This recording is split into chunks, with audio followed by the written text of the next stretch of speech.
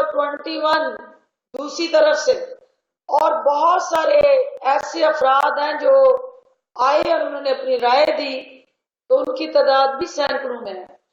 تو یہ interim veg award کمرے میں بیٹھ کے اسپیسیفک کسی من پسند گروپ نے مل کے نہیں بنایا، یہ آپ کے مختلف ٹرائبونلز کے اندر جا کے ہیئرنگ کر کے مختلف آراء کو سن کے ایک کنسلٹیشن اور ڈائلاگ کے بعد جس پہ کنسنسس ہوا، وہ آپ کا یہ ڈاکومنٹ کی شکل اس نے اختیار کی۔ اور میں آپ سب کو عمران خان صاحب کی طرف سے اس اہم پیش رفت پہ ایشور کرنے آئی ہوں کہ یہ آپ کے ساتھ جو نئے پاکستان کی کمٹمنٹ تھی، جو عمران خان صاحب اور پاکستان تحریک انصاف نے وعدے کیے تھے عوام سے کہ ہم تبدیلی لائیں گے، اور تبدیلی کا عمل جو ہے اس کو ریفارمز کے ساتھ جوڑیں گے، اور ریفارمز کبھی بھی فرد واحد کی خواہشات سے نہیں آتی، ریفارمز ہمیشہ معاشرے کے ہر طبقے کی پارٹیسپیشن، انگیجمنٹ اور سپورٹ سے آتی ہیں۔ جب تک آپ سارے سٹیک ہولڈر آن بورڈ نہ ہوں، ہم ان ریفارمز کی طرف نہیں بڑھ سکتے تھے۔ اور میں اپنے قائد کی طرف سے، وزیر اعظم پاکستان کی طرف سے آپ کے لیے یہ جو تحفہ صحافیوں کے لیے اعلان کر رہے ہیں، یہ ایک اونٹ کے منہ میں زیرے کے مترادف ہے، مجھے احساس ہے اس بات کا، لیکن یہ کچھ ہوتے ہیں آپ کی آپٹکس، کچھ میکرو مینجمنٹ ہے، کچھ مائکرو مینجمنٹ ہے۔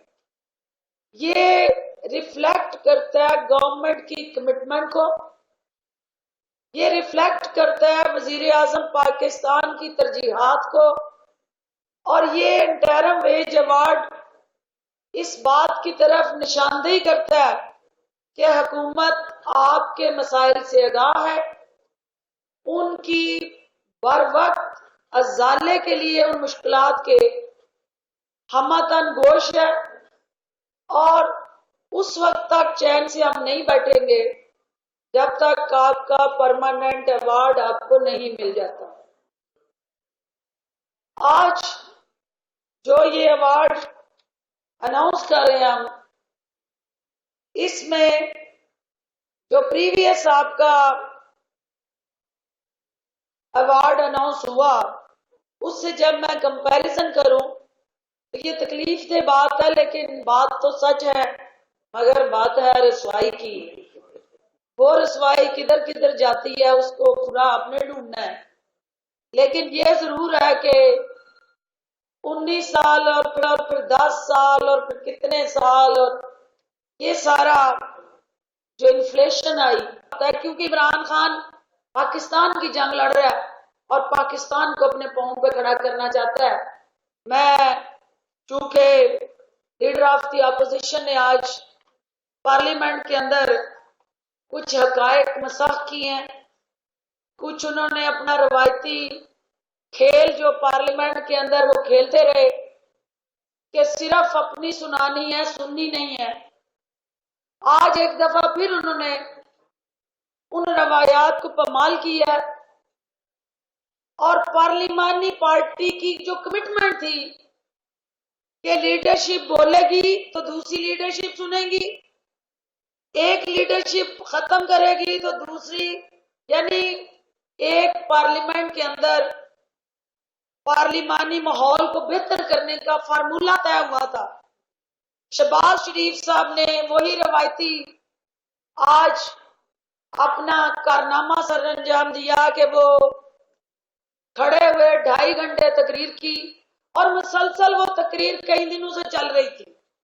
اٹھک بیٹھک جو تھی نا، آج تیسرے دن میں داخل ہوئی تھی، تو پوری قوم نے دیکھا کہ ماشاءاللہ ان کی کمر میں کتنی سکت ہے، کہ وہ کمر جو 2.5 گھنٹے ایک سیدھ میں کھڑے ہو کے بات کر سکتی ہے، اس کمر کے اندر خدا نے کوئی خاص مریض اور کمر کا جس کو درد اور تکلیف ہو وہ 2.5 گھنٹے لیکچر نہیں دیتے قوم کو. تو ایک چیز تو قوم کو مبارک ہو کہ شہباز شریف صاحب صحت یاب ہو گئے.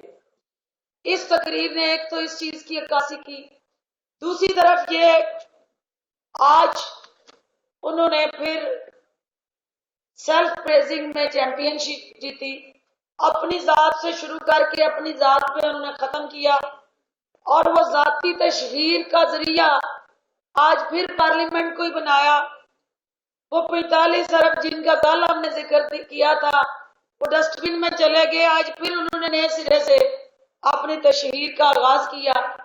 تو میں سمجھتی ہوں کہ عمران خان صاحب کی ذات کے ساتھ جو پارلیمنٹ کے حوالے سے مسلسل میڈیا میں ایک بیانیہ چل رہا ہے کہ وزیر اعظم کی طرف سے احکامات ہیں کہ پارلیمنٹ کو چلنے نہیں دینا، میں اس بے بنیاد من گڑت اور منفی پروپیگنڈے کی تردید کرتی ہوں.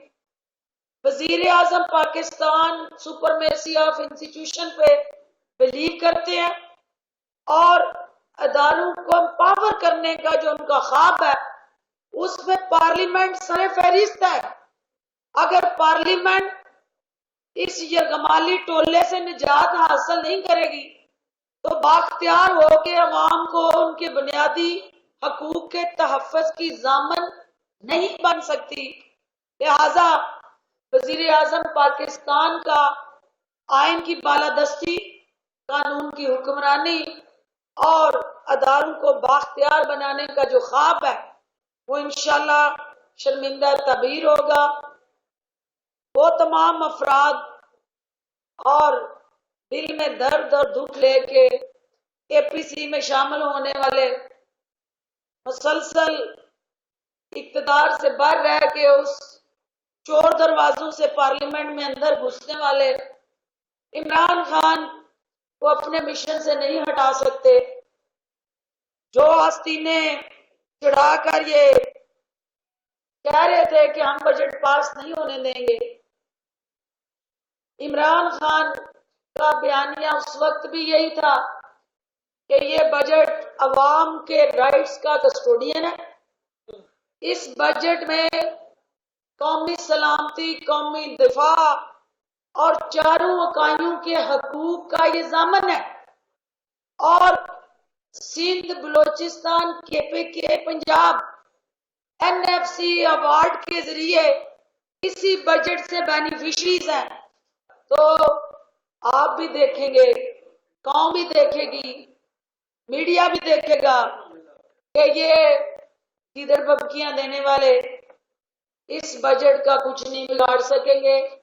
یہ بجٹ عوام کے نمائندے پاس کریں گے، جس کا عوام سے کچھ لینا دینا ہوگا، جس کا اس ملک کے ساتھ کوئی رشتہ اور تعلق ہوگا وہ اس بجٹ کے ساتھ کھڑا ہوگا.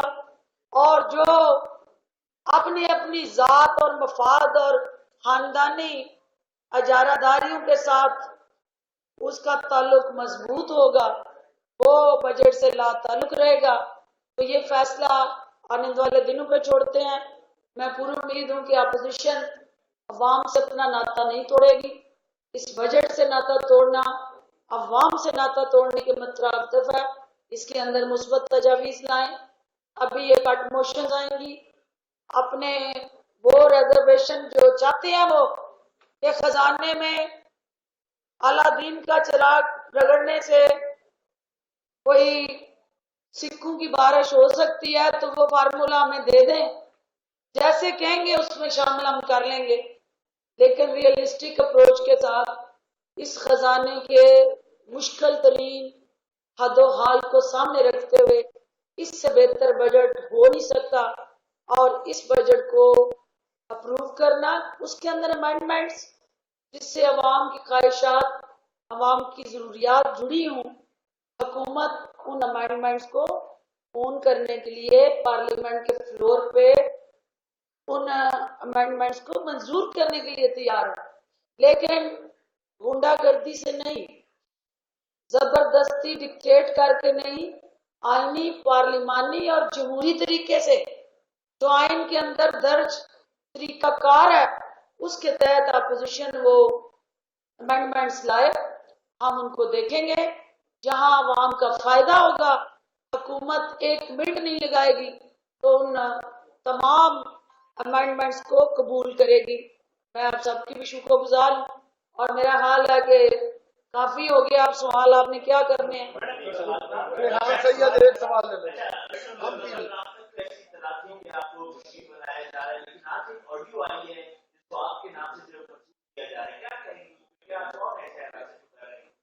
देखिए, ये जो फाइटर होता है ना, जो फ्रंट पे आके फाइट करता है, उसको फायरिंग से नहीं डरना चाहिए। उसको सीना तान के सबसे पहले अपने सीने को पेश करना चाहिए। ये कौन सी लीडरशिप है कि आप फौजियों को आगे निकाल के खुद पीछे हो जाए? मैं हर तरह के हमलों का मुकाबला करने की सख्त भी है, ताकत भी है और मुखालफीन को पता है मैं और मेरा लीडर हम हमेशा मुश्किल हालात में ज्यादा अच्छा खेलते हैं।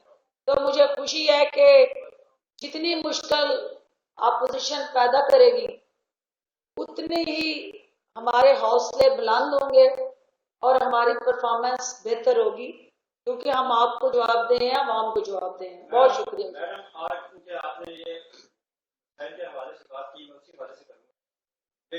मैं नामे पीर तंजीम का चेयरमैन हूँ, पाकिस्तान 1200 मेंबर है। साहब ने अच्छी बात की, मेरे भाई ने लिखी, लेकिन उनके मसाइल के बारे में किसी डिस्कस नहीं किया, क्योंकि ये जितने हमारे लीडरशिप का टीम का मसला है।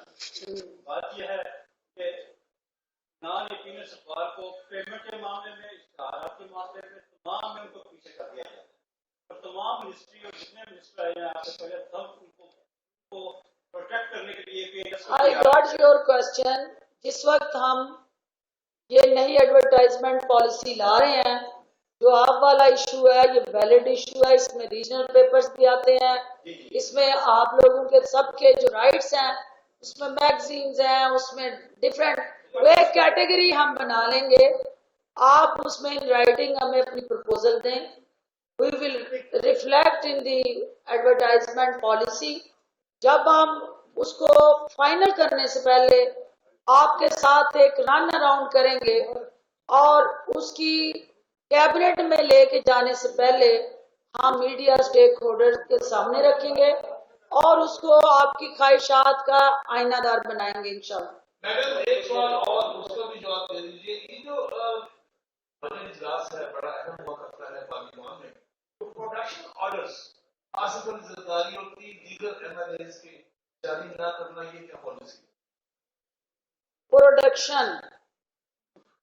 प्रोडक्शन तो फिल्मों में होती है या डॉक्यूमेंट्रीज में होती है या ड्रामों में होती है। इसका ये प्रोडक्शन जिसने नाम ही रखा था, जिसने ये इस्तिलाह जारी की थी, उसने ये एक्सेप्ट कर लिया था कि ये अदाकारों के लिए है। तो सियासी अदाकारों को आप स्पीकर साहब से पूछेंगे क्यों नहीं आना ला रहे, कि उनका इस्तेकाल क्या, मेरा क्या लेना देना। मैं तो आपकी जंग लड़ रही हूँ, उन अदाकारों की जंग जिन्होंने प्रोडक्शन वहां पे लानी है। वो फिल्म प्रोडक्शन है, ड्रामा प्रोडक्शन है, कौन सी प्रोडक्शन है, उसका जवाब जो हाउस के कस्टोडियन है वो दें।